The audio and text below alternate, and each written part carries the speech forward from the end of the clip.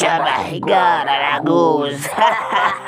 أهلا، أنا محمد. جيت من قرية فاضية عشان أشتغل في المدينة، وأجرت شقة فاضية في عمارة من العماير. وفي يوم من الأيام رجعت البيت في العصر ورحت في النوم عشان كنت تعبان جدا وما كنتش عايز أعمل أي حاجة. في نص الليل سمعت صوت دوشة من الجيران في السقف.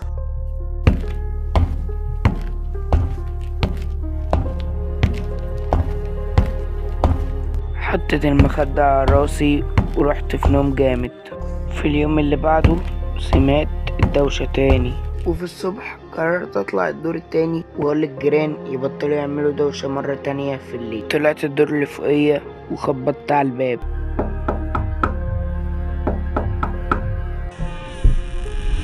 فتحت لي الباب ست عجوز طيبة وعلى طول خلتني ادخل. كنت محتار، يا اما اكلمها واتخانق معاها يا اما استنى، ولكن الست العجوز دخلتني المطبخ وقدمت لي شاي وبسكويت. ولما كنت بشرب الشاي اتخنقت بحتة بسكويت وبدأت اكح، ما كنتش قادر اتنفس. كنت ببص للست العجوز وما كانتش بتعمل اي حاجة. وبعد كده بصيت للبسكويت اللي اتخنقت بيه، ضربت صدري جامد، اخدت نفس جامد واعتذرت من الست وقلت معلش لازم ارجع.